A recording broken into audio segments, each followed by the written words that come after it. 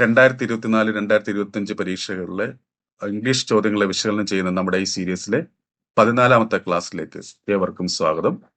ഇതിനോടകം ചെയ്ത 13 ക്ലാസ്സുകളും കാണുവാൻ വേണ്ടി ആ 13 ക്ലാസ്സുകളുടെയും ലിങ്ക് നമ്മുടെ കമന്റ് ബോക്സിലും ഡിസ്ക്രിപ്ഷൻ ബോക്സിലും കൊടുത്തിട്ടുണ്ട്.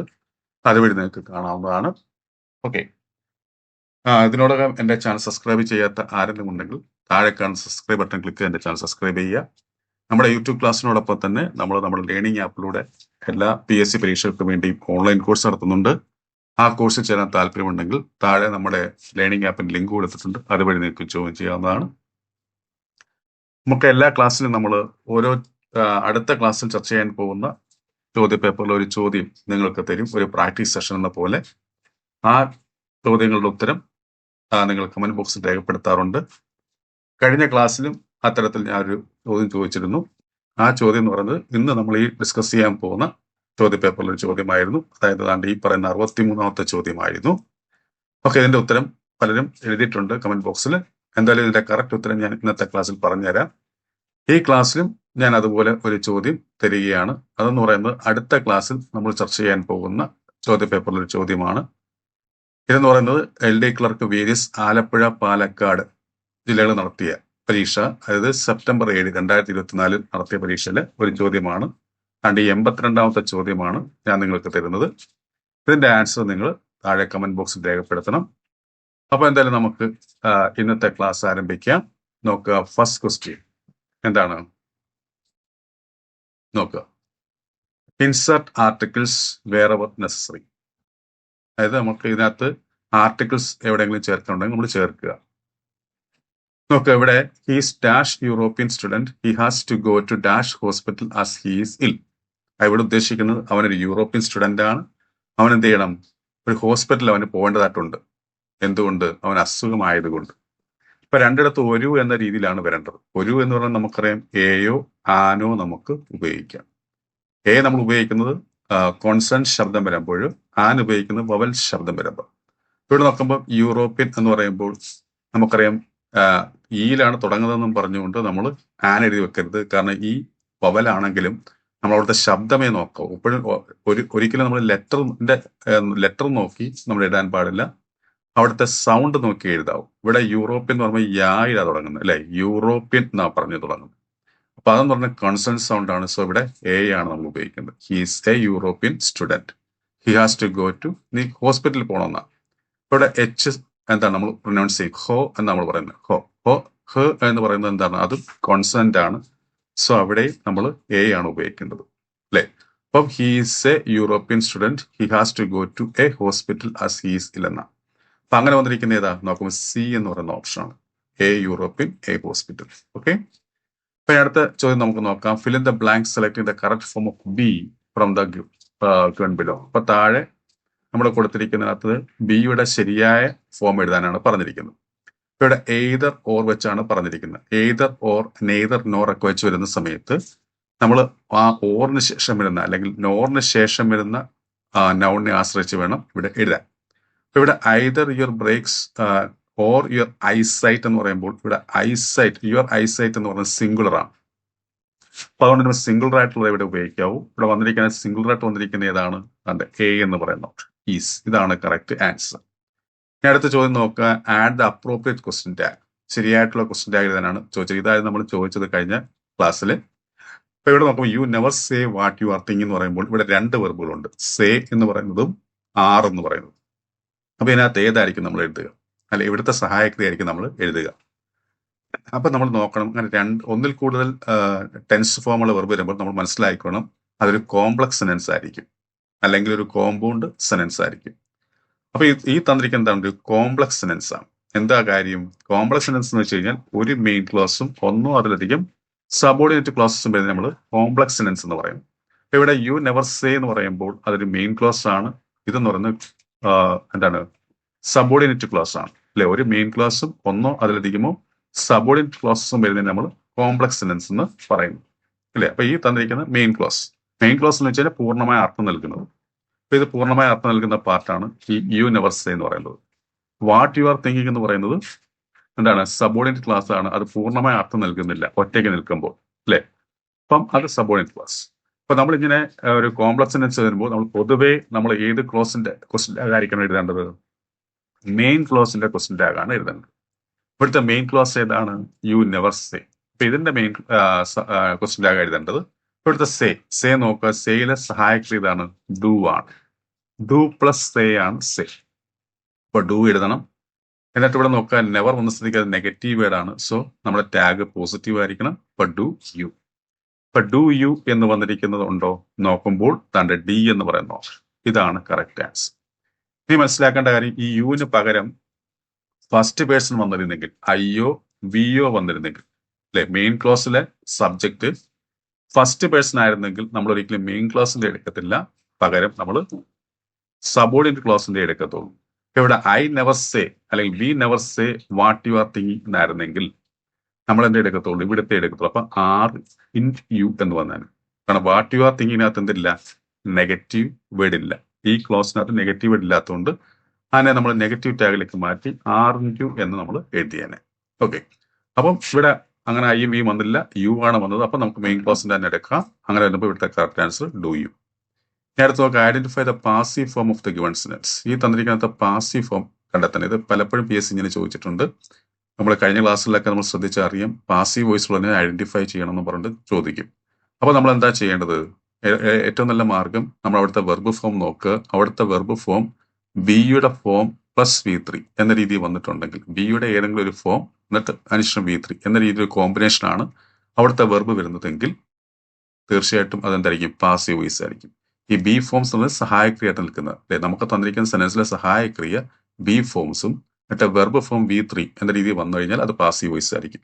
ഇവിടെ നോക്കുമ്പോൾ ബിൽറ്റ്, അതിനകത്ത് ബി ഫോം ഇല്ല, ഡിഡ് പ്ലസ് വി ആണ്. ഓക്കെ. ഇവിടെ നോക്കുമ്പോൾ വേർ ഉണ്ട്, ബി ഫോം ഉണ്ട്, പക്ഷെ ബിൽഡ് V3 ആയിട്ടല്ല തന്നിരിക്കുന്നത്, അതുകൊണ്ട് പോയി. ഇവിടെ നോക്കാം, വേർ ബി ഫോം ഉണ്ട്, ബിൽറ്റ് ഇവിടുത്തെ V3 വെർബ് ഫോം V3 വന്നിരിക്കുന്നത്. അപ്പൊ ഇത് പാസീവ് വോയിസ് ആണ്. ഇവിടെ നോക്കാം, ഡിഡ് ആ വന്നിരിക്കുന്നത്, ഡിഡ് ബിയുടെ ഫോം അല്ല. സോ ഇതും തെറ്റ്. അപ്പൊ അങ്ങനെ ഇവിടുത്തെ കറക്റ്റ് ആൻസർ ബി എന്ന് പറയുന്ന ഓപ്ഷനാണ്. അപ്പൊ ഇങ്ങനെയാണ് പാസീവ് വോയിസ് ഉള്ളതിനെ കണ്ടെത്തുന്നത്. അടുത്ത ചോദ്യം, ഐഡന്റിഫൈ ദ കറക്റ്റ് സെന്റൻസ്. അതായത് ഹാർഡ്ലിയുമായി ബന്ധപ്പെട്ട് ചോദിക്കാം. നമ്മൾ ഹാർഡ്ലിയുടെ കൂടെ വരേണ്ട കോമ്പിനേഷൻ ഇതാണ്, വെൻ ആണ്. സ്കേഴ്സ്ലിയുടെ കൂടെയും പെൻ ആണ്. പിന്നെ മനസ്സിലാക്കേണ്ട കാര്യം, ഹാർഡ്ലിക്ക് ശേഷമോ സ്കേഴ്സ്ലിക്ക് ശേഷം വരേണ്ട ഭാഗം ഇൻട്രോഗേറ്റീവ് സ്റ്റൈൽ ആയിരിക്കുകയും വേണം. അതായത് സഹായക്രിയയിൽ തുടങ്ങണം. എന്നിട്ട് അത് എങ്ങനെ ആയിരിക്കണം? പാസ്റ്റ് പെർഫെക്റ്റീവ് ആയിരിക്കണം. അതായത് ഹാഡ് പ്ലസ് V3 എന്ന് വരണം. ഇവിടെ നമുക്ക് ഹാഡ് ഉണ്ട്, സ്റ്റുഡ് എന്ന് പറഞ്ഞ V3 വന്നിട്ടുണ്ട്. പക്ഷേ ഈ ഹാർഡിലേക്ക് ഇവിടെ കോമ്പിനേഷൻ വന്നിരിക്കുന്നത് ദാന, അത് തെറ്റാണ്. ഇവിടെ പക്ഷേ ഹി ഹാഡ് ഇൻട്രോഗേറ്റീവ് സ്റ്റൈലല്ല വന്നിരിക്കുന്നത്. അപ്പൊ അതുകൊണ്ട് ഇത് തെറ്റ്. ഇവിടെ ഡിഡ് ആണ് വന്നിരിക്കുന്നത്. ഡിഡിന് പകരം ഹാഡ് ആയിരുന്നു വരേണ്ടിയിരുന്നത്. അപ്പൊ അതും തെറ്റ്. എന്നിട്ട് ഇവിടെ നോക്കുമ്പോൾ ഹാഡ് ഉണ്ട്, V3 ഉണ്ട്, വെന്നും ഉണ്ട്. സോ ഇതാണ് കറക്റ്റ് ആൻസർ. ഡി എന്ന് പറയുന്ന ഓപ്ഷൻ. ഇതാണ് ശരിയായിട്ടുള്ള ആൻസർ. ഇനി അടുത്ത ക്വസ്റ്റ്യൻ നമുക്ക് നോക്കാം. Use the one word substitute for the underlined phrasal verb. ഈ പറയുന്ന വെൻഡറ്റ് എന്ന് പറയുന്ന ഫ്രേസൽ വെർബിന്റെ വൺ വേർഡ് എഴുതാനാണ് പറയുന്നത്. അതായത് മീനിങ് എഴുതാനാണ് ഉദ്ദേശിക്കുന്നത്. ഇപ്പൊ വെൻഡറ്റ് എന്ന് പറയുമ്പോൾ അതിന്റെ V1 എന്തായിരിക്കും? നമുക്ക് ഗോ ആണ്, ഗോ അറ്റ്. ഇപ്പൊ ഗോ അറ്റ് എന്നുള്ളതിന്റെ പാസ്റ്റ് ആണ് വെൻഡറ്റ്. ഇപ്പൊ ഗോ അറ്റ് എന്ന് വെച്ചാൽ എന്താ ഉദ്ദേശിക്കുന്നത്? അറ്റാക്ക് എന്നർത്ഥത്തില്ല, ഗോ അറ്റ്. അപ്പൊ അങ്ങനെ ഗോ അറ്റ് അറ്റാക്ക് ആണെങ്കിൽ വെൻഡറ്റ് എന്തായിരിക്കും? അതിന്റെ പാസ്റ്റ് ടെൻസ് എന്തായിരിക്കും? അറ്റാക്ഡ്. ഇതാണ് കറക്റ്റ് ആൻസർ. അടുത്ത ചോദ്യം നമുക്ക് നോക്കാം. Which of the following statements are grammatically correct? ഇത് സ്റ്റേറ്റ്മെന്റ് ക്വസ്റ്റ്യൻസ് ആണ്. ഈ തന്നിരിക്കുന്നതിനകത്ത് ഏതാണ് ഗ്രാമാറ്റിക്കലി കറക്റ്റ്? ഏതൊക്കെയാണെന്നാണ് ചോദിച്ചിരിക്കുന്നത്. ഇവിടെ നോക്കാം. My spectacles is broken, your jeans are in the wash, a pair of shoes cost ₹1000, the stairs were steep and winding. ഇവിടെ നോക്കുമ്പോൾ spectacles എന്ന് പറയുമ്പോൾ തീർച്ചയായിട്ടും അത് എപ്പോഴും പ്ലൂറൽ ആയിരിക്കും. കാരണം ജോഡികളെ സൂചിപ്പിക്കുന്ന എപ്പോഴും പ്ലൂറൽ ആയിരിക്കും. ഇപ്പൊ സ്പെക്ടക്കിൾസ് വന്നു കഴിഞ്ഞാൽ ഈസ് അല്ല വരേണ്ടത്, ആറായിരുന്നു വരേണ്ടിയിരുന്നത്. അപ്പൊ ഇത് തെറ്റാണ്. അതുപോലെ ജീൻസും പെയറിനെ സൂചിപ്പിക്കുന്നതാണ്. സോ ജീൻസ് എപ്പോഴും പ്ലൂറൽ ആയിരിക്കും. അതുകൊണ്ട് തന്നെ 6 വരണം. ഓക്കെ. അപ്പൊ ഇത് രണ്ടാമത്തെ ശരിയാണ്. ഇനി എ പെയർ ഓഫ് ഷൂസ് എന്ന് പറയുമ്പോൾ നമുക്കറിയാം എന്താ? സിംഗുലർ ആണ്. അതുകൊണ്ട് തന്നെ ഇവിടെ കോസ് എന്ന് വേണമായിരുന്നു, COSTS എന്ന് വേണമായിരുന്നു. അപ്പൊ വരാത്ത സ്ഥിതിക്ക് ഇത് തെറ്റ്. ഇനി സ്റ്റേഴ്സ് എപ്പോഴും പ്ലൂറൽ ആയിരിക്കും. സോ വേറെ വരണം. അപ്പൊ അങ്ങനെ 4. അപ്പൊ അതിനകത്ത് ശരിയായിട്ട് വന്നിരിക്കുന്നത് 2 and 4 ആണ്. അപ്പൊ അതിനകത്ത് 2 and 4 എന്ന് വന്നിരിക്കുന്നത് ഏതാ? ബി എന്ന് പറയുന്ന ഓപ്ഷൻ, 2 and 4. ഇതാണ് കറക്റ്റ് ആൻസർ. അടുത്ത ചോദ്യം നോക്കുക. ഇഡിയവുമായി ബന്ധപ്പെട്ട ചോദ്യമാണ്. നോക്കുക. To succeed in life one should burn with midnight oil. Burn with midnight oil എന്ന് പറയുന്ന ആ ഇഡിയത്തിന്റെ എന്താണ് മീനിങ് ആണ് ചോദിച്ചിരിക്കുന്നത്. അപ്പൊ എന്തായിരിക്കും? വർക്ക് വെരി ഹാർഡ് എന്നാണ്.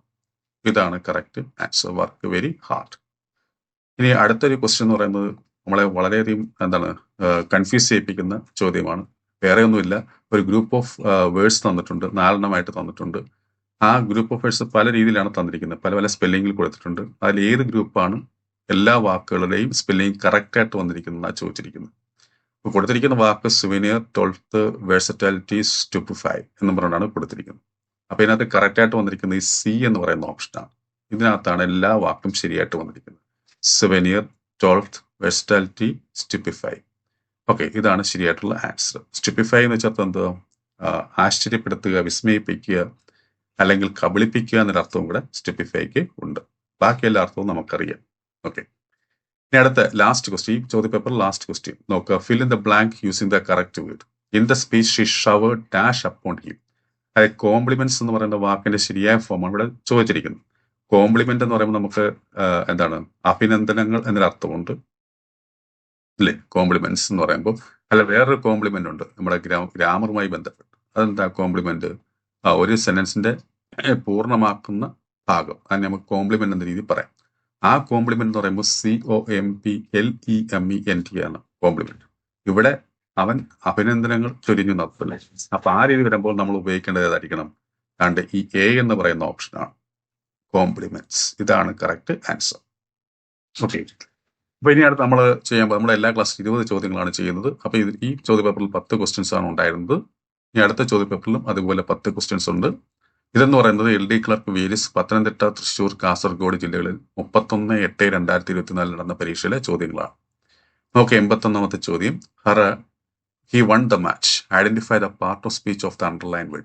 ഹറേ എന്ന് പറയുന്ന ഇത് പാർട്സ് ഓഫ് സ്പീച്ചിൽ എന്തിൽ പെടുവെന്നാണ്. ഇതെന്ന് പറയുന്നതാണ് സ്ട്രോങ് ഫീലിങ്സിനെ സൂചിപ്പിക്കുന്ന വാക്കാണ്. അപ്പൊ സ്ട്രോങ് ഫീലിങ്സിനെ സൂചിപ്പിക്കുന്ന വാക്കിനെ നമുക്ക് എന്തെന്ന് വിളിക്കാം? ഇന്റർജെക്ഷൻ എന്ന് വിളിക്കാം. ഇവിടുത്തെ കറക്റ്റ് ആൻസർ സി എന്ന് പറയുന്ന ഓപ്ഷനാണ്. ഓക്കെ, ഇനി അടുത്തത് singular form of the word jeans. ജീൻസിന്റെ സിംഗുലർ ഫോം ആണ് ചോദിക്കുന്നത്. മത്സര പരീക്ഷകളിൽ ഇംഗ്ലീഷ് ആണോ നിങ്ങളെ കുഴപ്പിക്കുന്നത്? എന്നാൽ ഇനി ആ ടെൻഷൻ വേണ്ട. ഇപ്പോൾ തന്നെ രഞ്ജിത്ത് ഇംഗ്ലീഷ് എന്ന ലേണിംഗ് ആപ്പ് ഡൗൺലോഡ് ചെയ്യൂ. Kerala PSC, SSC, UPSC, bank തുടങ്ങിയ എല്ലാ പരീക്ഷകൾക്കുമായിട്ടുള്ള ലൈവ് ആൻഡ് റെക്കോർഡഡ് ക്ലാസുകൾ ലഭ്യമാണ്. Ranjith English makes you smart in English. പക്ഷേ ഈ ചോദ്യം തെറ്റാണ്. കാരണം ജീൻസ് എന്ന് പറയുന്നത് ഓൾറെഡി പ്ലൂറലാണ്. ജീൻസ് എപ്പോഴും പ്ലൂറലായിട്ടേ നമ്മൾ ഉപയോഗിക്കത്തുള്ളൂ. കാരണം എന്താ? ജോഡികളെ സൂചിപ്പിക്കുന്നത് കൊണ്ട്, പേരിനെ സൂചിപ്പിക്കുന്നതിൽ നമ്മൾ പ്ലൂറലായിട്ട് ഉപയോഗിക്കത്തുള്ളൂ. അതുകൊണ്ട് തന്നെ അതിന് സിംഗുലർ ഫോം ഇല്ല. സോ അതുകൊണ്ട് തന്നെ ഈ ചോദ്യം PSC അവോയ്ഡ് ചെയ്തിട്ടുണ്ട്. ഓക്കെ, ഇനി അടുത്തത് your marks are good but you can do dash.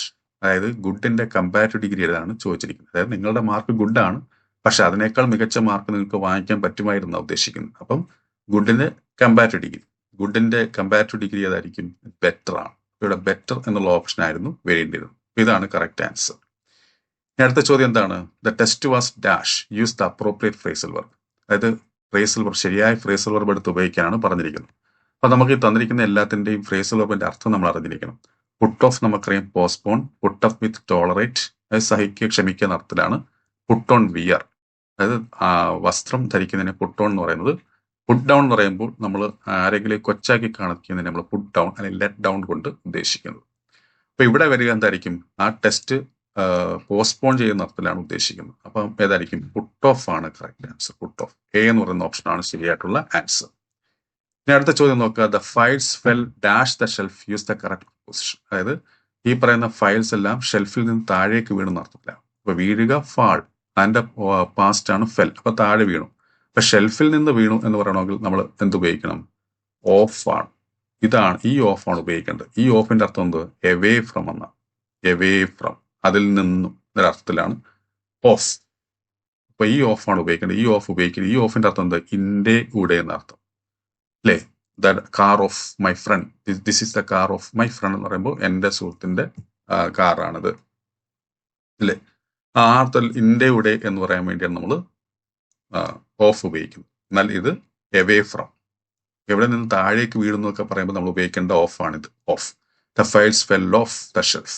ഇതാണ് കറക്റ്റ് ആൻസർ. അടുത്ത ചോദ്യം. The idiom once in a blue moon. നമുക്കറിയാം ഇത് പലപ്പോഴും PSC ചോദിച്ചിട്ടുള്ളതാണ്. നമ്മളറിയാം ഈ ഇംഗ്ലീഷ് ചോദ്യങ്ങൾ നോക്കുമ്പോൾ ഉറപ്പായിട്ടും നിങ്ങൾ മനസ്സിലാക്കുക, പലതവണ ചോദിച്ച, അതായത് പ്രീവിയസ് ക്വസ്റ്റ്യൻസ്, അതാണ് അതിന്റെ ഒരു കൂടുതൽ ഭാഗവും ഇംഗ്ലീഷ് നമുക്ക് കാണാൻ പറ്റും. അതുകൊണ്ട് തന്നെ ഇംഗ്ലീഷ് എന്ന് പറയുന്നത് നമ്മൾ അത്ര ബുദ്ധിമുട്ടി മനസ്സിലാക്കേണ്ട കാര്യമൊന്നുമില്ല. ഇതുപോലെ കുറേ പ്രീവിയസ് ക്വസ്റ്റ്യൻസ് എടുത്തിട്ട് വർക്കൗട്ട് ചെയ്ത് പഠിച്ചാൽ നമുക്ക് അതിൽ നിന്നൊക്കെ എങ്ങനെയായാലും ഒരു 10 7 മാർക്ക് നമുക്ക് വാങ്ങിക്കാൻ പറ്റും. ഓക്കെ, അപ്പൊ അതുകൊണ്ട് തന്നെയാണ് നമ്മൾ ഈ പ്രീവിയസ് ക്വസ്റ്റ്യൻസിനെ അവലോകനം ചെയ്തുകൊണ്ട് പോകുന്നത്. അത് പ്രത്യേകിച്ച് 2024 2025 നടന്ന ചോദ്യപേപ്പറുകൾ.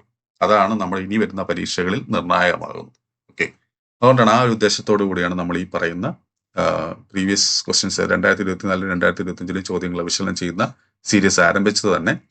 ഇനിയും തുടർന്നുള്ള ക്ലാസ്സുകൾ കാണുവാൻ വേണ്ടി ഇതുവരെ എൻ്റെ ചാനൽ സബ്സ്ക്രൈബ് ചെയ്യാത്ത ആരെങ്കിലും ഉണ്ടെങ്കിൽ സബ്സ്ക്രൈബ് ചെയ്യുക. നമ്മൾ ഓൾറെഡി പറഞ്ഞതുപോലെ നമ്മളെ യൂട്യൂബ് ക്ലാസ്സിനോടൊപ്പം തന്നെ നമ്മുടെ ലേണിംഗ് ആപ്പിലൂടെ ഓൺലൈൻ കോഴ്സ് നടത്തുന്നുണ്ട്. ആ കോഴ്സ് ചെയ്യാൻ താല്പര്യമുണ്ടെങ്കിൽ താഴെ നമ്മുടെ ലിങ്ക് കൊടുത്തിട്ട് അത് നിങ്ങൾക്ക് ജോയിൻ ചെയ്യാവുന്നതാണ്. അപ്പോൾ എൻ്റെ ആൻസർ എന്തായിരിക്കും? വൺസ് ഇൻ എ ബ്ലോഗും റെയർലി എന്നുള്ളതാണ് കറക്റ്റ് ആൻസർ. ഓക്കെ, ഇതുവരെ നമ്മൾ 13 ക്ലാസ്സുകൾ ചെയ്തിട്ടുണ്ട്. ഈ 13 ക്ലാസ്സുകളുടെയും ലിങ്കുകൾ താഴെ ഡിസ്ക്രിപ്ഷൻ ബോക്സിലും കമന്റ് ബോക്സിലും കൊടുത്തിട്ടുണ്ട്. ആ ലിങ്ക് വഴി ആ ക്ലാസ്സുകളെല്ലാം കാണാൻ കഴിയുന്നതാണ്. അതെല്ലാം കാണാൻ ശ്രമിക്കുക. ഒപ്പം നിങ്ങളുടേതായിട്ടുള്ള വിലപ്പെട്ട കമന്റ്സ് നിങ്ങൾ രേഖപ്പെടുത്തുക. ഒപ്പം തന്നെ നമ്മുടെ ചാനലിനെ സപ്പോർട്ട് ചെയ്യുക. നിങ്ങൾ സബ്സ്ക്രൈബ് ചെയ്യുക, ലൈക്ക് ചെയ്യുക, ഷെയർ ചെയ്യുക. നിങ്ങളുടെ ഗ്രൂപ്പിലൊക്കെ, സ്റ്റഡി ഗ്രൂപ്പിലൊക്കെ നമ്മുടെ വീഡിയോസ് ഷെയർ ചെയ്ത് മറ്റുള്ളവരും കാണുന്ന രീതിയിൽ സൗകര്യമൊരുക്കി കൊടുക്കുക. ഓക്കെ, അപ്പൊ നോക്കുക. Antonym of the word regular. Regular എന്ന് പറയുന്ന വേർഡിന്റെ ആന്റോണിമാണ് ചോദിച്ചിരിക്കുന്നത്. എന്തായിരിക്കും? ഇറഗുലർ എന്നാണ്. ഇറഗുലർ, ഇതാണ് കറക്റ്റ് ആൻസർ. ഇനി അടുത്ത വി ഡു അവർ വർക്ക്. ഇപ്പൊ ക്വസ്റ്റ്യൻ ടാഗ് എഴുതാനാണ്. ഇത് പ്രയാസമൊന്നുമില്ല. കാരണം എന്താ, നമുക്ക് നേരിട്ട് സഹായക്രിയ തന്നിട്ടുണ്ട്. ഡു എന്ന് തന്നിട്ടുണ്ട്. അപ്പൊ ഡു വന്ന സ്ഥിതിക്ക് നമുക്കറിയാം ഡു ആണ് നമ്മൾക്ക് സഹായക്രിയായിട്ട് എഴുതേണ്ടത്. ഇവിടെ നോക്കുമ്പോൾ ഇത് പോസിറ്റീവ് ആണ്. സോ ഡുവിന്റെ കൂടെ നമ്മുടെ ഇൻഡ് ചേർക്കണം. പിന്നെ വി ഡോൺ ബി എന്ന് വന്നിരിക്കുന്ന ഏതാണ്? എ എന്ന് പറയുന്ന ഇതാണ് കറക്റ്റ് ആൻസർ. ഇനി ETCയുടെ എന്താണ് ഫുൾ ഫോം ആണ് ചോദിച്ചിരിക്കുന്നത്. നമ്മളെ പറയും എക്സെട്ര നമ്മൾ പറയുന്നത്. പക്ഷേ കറക്റ്റ് എന്താണ്? എറ്റ്സിറ്ററ. ഇതാണ് കറക്റ്റ് ആൻസർ, എ എന്ന് പറയുന്ന ഓപ്ഷൻ. ഇനി അടുത്ത ചോദ്യം, there is a long dash in front of the theatre. അതായത് തിയേറ്ററിന് മുന്നിൽ വലിയ നീണ്ട ക്യൂ ഉണ്ടെന്ന. അപ്പൊ ക്യൂവിന്റെ സ്പെല്ലിംഗ് എന്താണ്? ക്യൂവിന്റെ സ്പെല്ലിംഗ് QUEU. ഇതാണ് കറക്റ്റ് സ്പെല്ലിംഗ്. അപ്പൊ ഈ പറയുന്ന ഇത്രയും ചോദ്യങ്ങളാണ്, അതായത് 10 20 ചോദ്യങ്ങളാണ് നമ്മൾ ചർച്ച ചെയ്തത്. അടുത്ത ക്ലാസ്സിൽ നമ്മൾ ചർച്ച ചെയ്യാൻ പോകുന്ന ചോദ്യപേപ്പർ എന്ന് പറഞ്ഞാൽ ഇതാണ്. LD clerk various Alappuzha Palakkad 7 September 2024. അപ്പൊ അതിലൊരു ക്വസ്റ്റ്യൻ ഞാൻ ഓൾറെഡി നിങ്ങൾക്ക് തന്നിട്ടുണ്ട്. അതിന്റെ ഉത്തരം നിങ്ങൾ കമന്റ് ബോക്സിൽ രേഖപ്പെടുത്തുക. അതെന്ന് പറഞ്ഞാൽ 82ാമത്തെ ചോദ്യമാണ്. ഇത് നമ്മൾ വിശകലനം ചെയ്യുമ്പോൾ ഇതിന്റെ ആൻസർ ഞാൻ പറഞ്ഞു തരുന്നതായിരിക്കും. അപ്പൊ എല്ലാവർക്കും ഈ ക്ലാസ് മനസ്സിലായെന്ന് ഞാൻ കരുതുന്നു. അങ്ങനെ മനസ്സിലായിട്ടുള്ള തീർച്ചയായിട്ടും നിങ്ങൾ ലൈക്ക് ചെയ്യുക, ഷെയർ ചെയ്യുക. അപ്പൊ എല്ലാവർക്കും നല്ലൊരു വിജയം ആശംസിച്ചുകൊണ്ട് നിർത്തുന്നു. നന്ദി, നമസ്കാരം. മത്സര പരീക്ഷകളിൽ ഇംഗ്ലീഷ് ആണോ നിങ്ങളെ കുഴപ്പിക്കുന്നത്? എന്നാൽ ഇനി ആ ടെൻഷൻ വേണ്ട. ഇപ്പോൾ തന്നെ രഞ്ജിത്ത് ഇംഗ്ലീഷ് എന്ന ലേണിംഗ് ആപ്പ് ഡൗൺലോഡ് ചെയ്യൂ. Kerala PSC, SSC, UPSC, bank തുടങ്ങിയ എല്ലാ പരീക്ഷകൾക്കുമായിട്ടുള്ള ലൈവ് ആൻഡ് റെക്കോർഡഡ് ക്ലാസുകൾ ലഭ്യമാണ്. Ranjith English makes you smart in English.